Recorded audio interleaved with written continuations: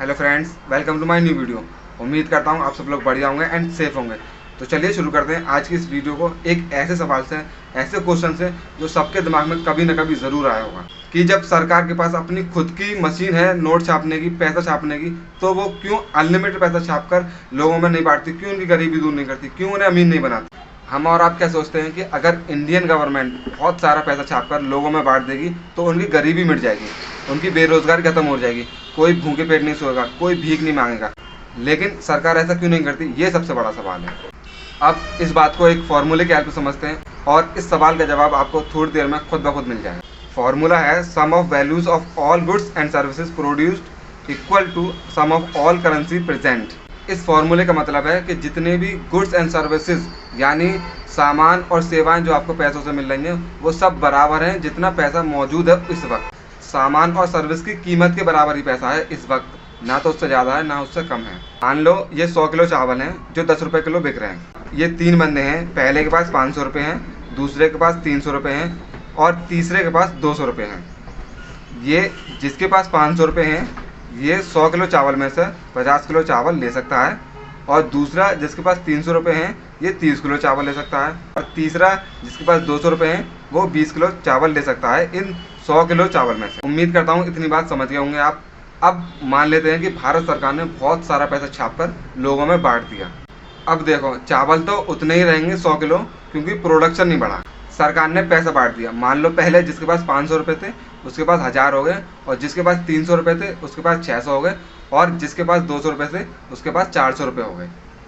अब प्रोडक्शन यानी चावल तो उतने ही हैं, क्योंकि चावल और प्रोडक्शन नहीं बढ़े, पैसा बढ़ाया गया, पैसा सरकार ने बांटा है। लोगों के पास पैसा आ गया तो ज़्यादा से ज़्यादा लोग ज़्यादा से ज़्यादा तादाद में, ज़्यादा से ज़्यादा भीड़ में उस चावल वाले के पास जाएंगे। अब ऐसे हालत में चावल वाला क्या करेगा, चावल वाला जो है अपने रेट बढ़ा देगा। यानी जो 50 किलो चावल पहले उसने 500 रुपये के दिए थे अब उन्हें 1000 रुपये के कर देगा और जो 30 किलो चावल उसने 300 रुपये के दिए थे उन्हें 600 रुपये कर देगा। 20 किलो चावल उसने 200 रुपये के दिए थे उन्हें 400 रुपये कर देगा।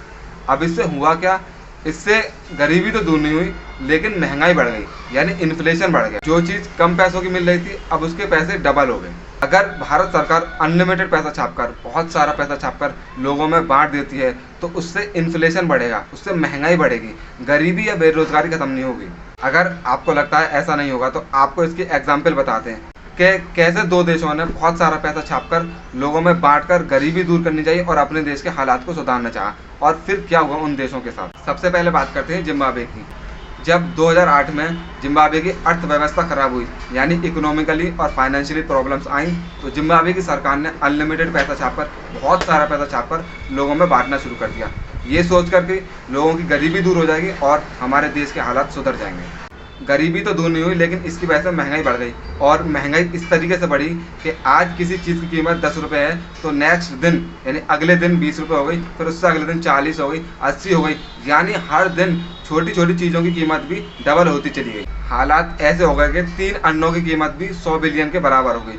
वहाँ पर 100 बिलियन का नोट भी आ गया था। लोग छोटी छोटी चीज़ों को खरीदने के लिए बोरे में भर भर कर पैसे लेकर जाते, तब चीज़ों को खरीदते।